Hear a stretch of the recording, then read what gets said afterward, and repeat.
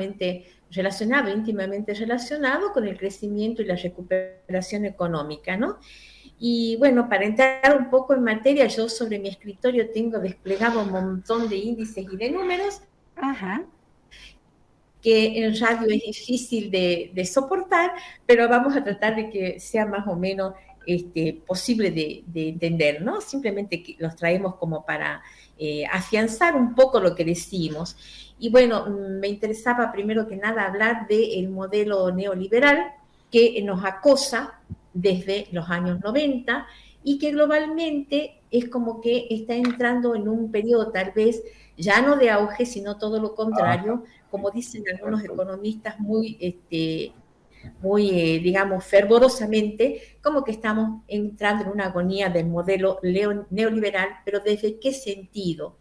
El modelo neoliberal desde los 90 es como que subordinó la política a la economía. La economía era quien mandaba y tenía en sus manos los destinos de la humanidad y como que en alguna medida esto se está revirtiendo.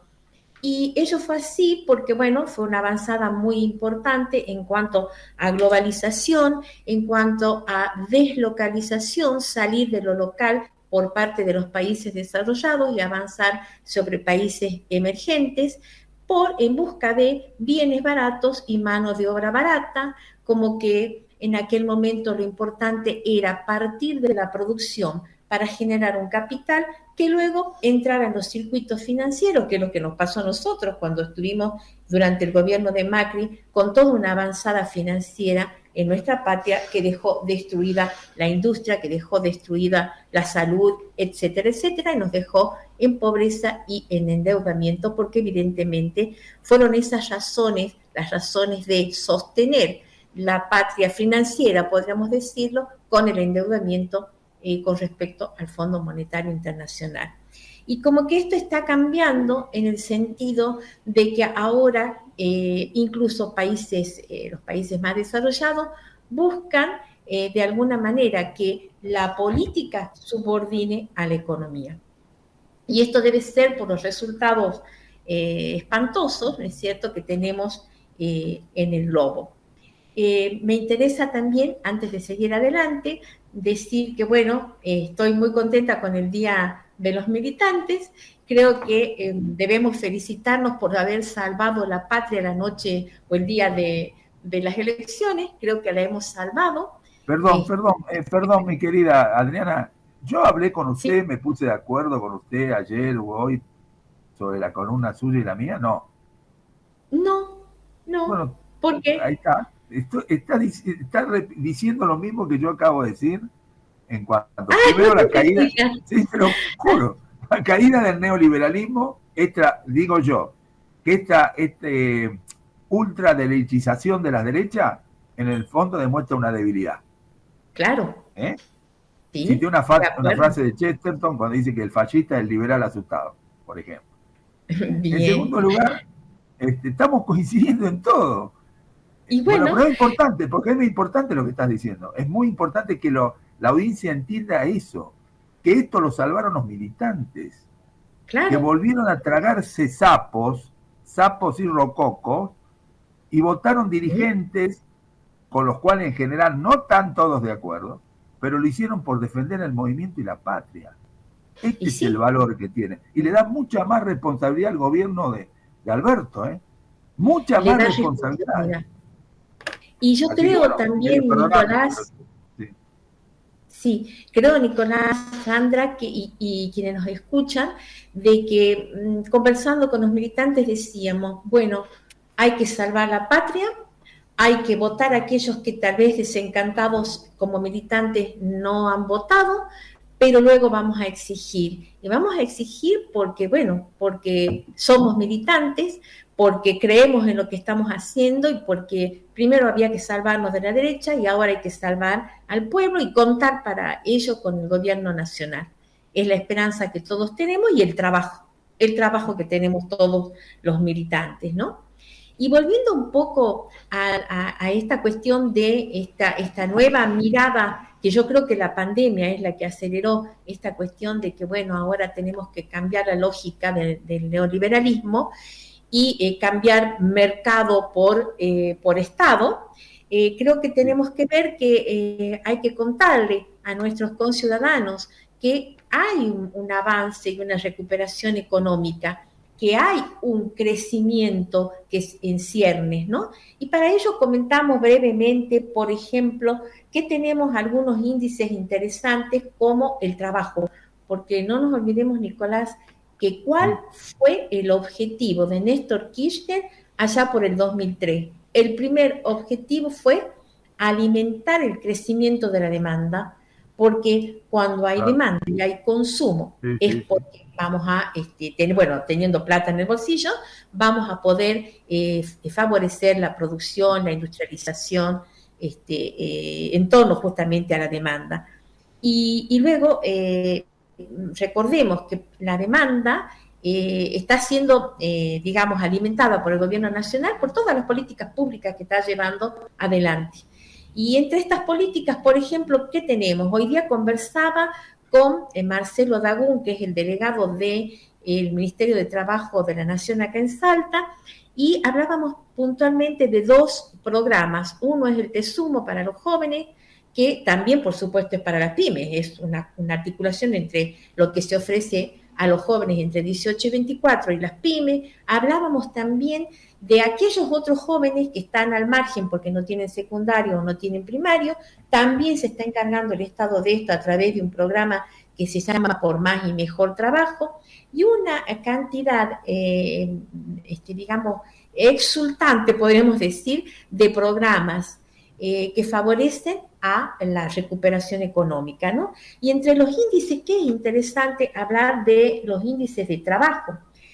Vos sabés que para la época de Cambiemos, entre abril del 18, cuando tiene la crisis Cambiemos, a diciembre del 19, cuando se van afortunadamente, tenemos una disminución de trabajadores de 275.400. Alarmante, alarmante. Cuando casi estamos 300.000. En la crisis del COVID, que ya estamos en el año 2020, tenemos una disminución menor que la que fue en la época de Cambiemos. Es de 192.000, acá tengo anotado, no, mi memoria no es tan grande, 192.900 trabajadores que se nos iban. Y miren ustedes, cuando ya nos recuperamos con las vacunas, en la recuperación del COVID, tenemos un incremento de trabajadores de 119.000 personas entre agosto del 20 y agosto del 21. Eso es indicativo de la voluntad, no tan solo de los dirigentes o del gobierno nacional, sino también del pueblo argentino, de querer reunirse, de querer cooperar, de querer crear conjuntamente trabajo. Eso hay que reconocerlo, ¿no? 2 meses atrás, entre julio del 21 y agosto del 21, 8.900 puestos de trabajo se han creado.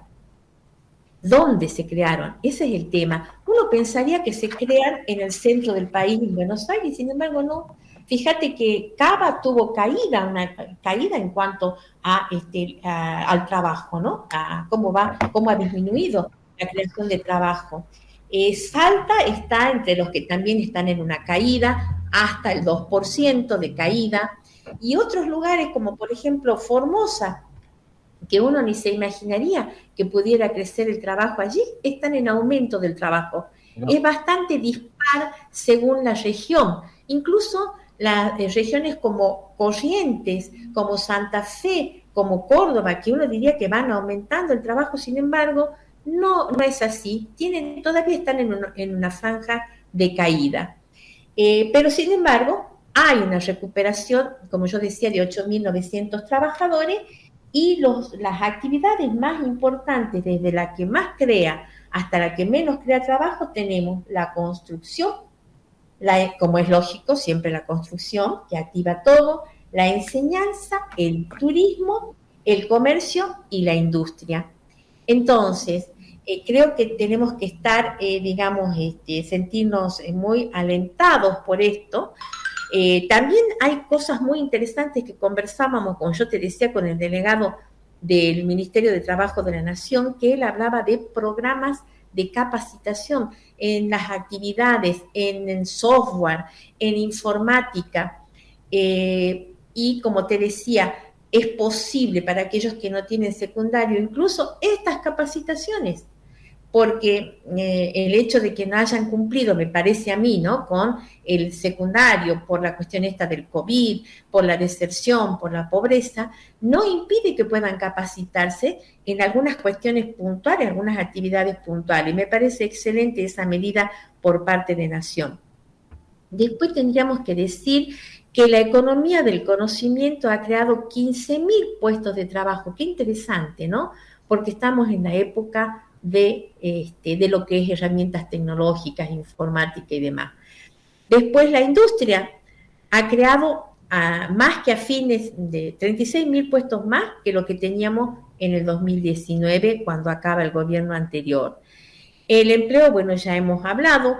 Después, el tema del plan del desarrollo verde, que también es importante y que tiene que ver con la carne, que no me acuerdo en qué momento, creo que no sé si comenté con ustedes, que el trabajo que se hace de la ganadería a pasto verde crea realmente las proteínas que nosotros los humanos necesitamos y que no nos llega cuando se hace con los feedlot. Mira que uno no lo sabe, cómo hay que enterarse de estas cuestiones, ¿no? Que el feedlot no nos da las proteínas que necesitamos, como la vaca que viene de Campo Verde. Y esto del desarrollo verde es muy importante que lo tengamos en cuenta.